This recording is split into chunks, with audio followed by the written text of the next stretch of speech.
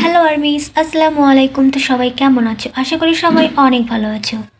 আমার ভিডিও ছাড়তে কিন্তু খুবই অসুবিধা হচ্ছে, কারণ ভয়েস দিতে গিয়ে অনেক সমস্যা হচ্ছে, কারণ চারিদিকে এত আওয়াজ আসছে যার কারণে আমি ভয়েস দিতে পারছি না। আর ভয়েস না দিতে পারার জন্য ভিডিও আমি আপলোড করতে পারছি না। তো যাই হোক, আজকের এই ভিডিওতে আমি কথা বলবো আর্মির কিছু ইন্টারেস্টিং ফ্যাক্ট নিয়ে। আর 10, 11, 12 এই তিনটে ফ্যাক্ট তোমরা একদমই মিস করো না, কারণ এই তিনটে ফ্যাক্ট একটু বেশি ইন্টারেস্টিং, তাই তোমরা এই তিনটে একদমই মিস করো না। তো চলো আর কথা না বাড়িয়ে ভিডিওটাকে স্টার্ট করা যাক। নাম্বার 1, RM হলো বিটিএস দলের লিডার এবং র্যাপার, সেই সাথে একজন গীতিকার এবং প্রযোজক। নাম্বার 2, RM 100-টিরও বেশি গান রচনা করেছেন। নাম্বার 3, যখন তার কোনো উদ্বেগ থাকে তখন তিনি প্রায় সুগা এবং জিমিনের সাথে কথা বলেন। নাম্বার 4, RM একবার বলেছিলেন যে তিনি যদি বিটিএসে যোগদান না করতেন তাহলে তিনি একজন লেখক বা কবি হতেন। ভেরি ইন্টারেস্টিং, তাই না? নাম্বার 5, RM এর পছন্দের মুভির মধ্যে একটি হলো ইটারনাল সানশাইন।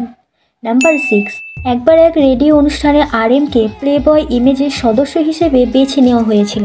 নাম্বার 7, RM কোনো পরিকল্পনা ছাড়াই ঘুরে বেড়াতে পছন্দ করেন। নাম্বার 8, একদিন RM সঙ্গীতের কাজ করছিল, তখন একটু মনকে বিশ্রাম দেওয়ার জন্য তুকসিয়ম দ্বীপে গিয়েছিল এবং প্রতিফলন নিচ্ছিল। নাম্বার 9, RM সে যদি মেয়ে হতো তাহলে সে নাকি জিহপের সাথে ডেট করত, কারণ জিহপ একজন যত্নশীল মায়ের মতো। এটা একদম একদম কারেক্ট কথা বলেছে। নাম্বার 10, যদি RM তার জীবনের সব ভাগ্য একসাথে কাটিয়ে দিতে পারত তাহলে সে এমন একজন মহিলাকে বিয়ে করত যাকে সে সত্যি অনেক ভালোবাসত এবং সারা জীবন কিন্ডারগার্টেনের বন্ধুদের সাথে বন্ধুত্ব বজায় রাখত। যদি RM কোনো কিছুর ওপরে মনোযোগ দেয়, একটু বেশি মনোযোগ দিয়ে ফেলে, তখন সে সত্যিই তাতে ডুবে যায়। নাম্বার 12, সে তার বয়সী বা তার চেয়ে বড় মেয়েদের পছন্দ করে। আর আমি কিন্তু সেই সব ছেলেদের একটু বেশি পছন্দ করি, সিরিয়াস একদম। তো যাই হোক, নাম্বার 13, RM সামুদ্রিক খাবার খায় না এবং সিগারেট ঘৃণা করে। ওয়াও!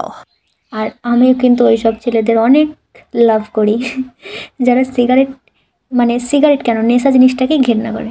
নাম্বার 14, সে দলের সবচেয়ে আনহারি সদস্য এবং এটি তাকে অনেক সমস্যায় ফেলেছে।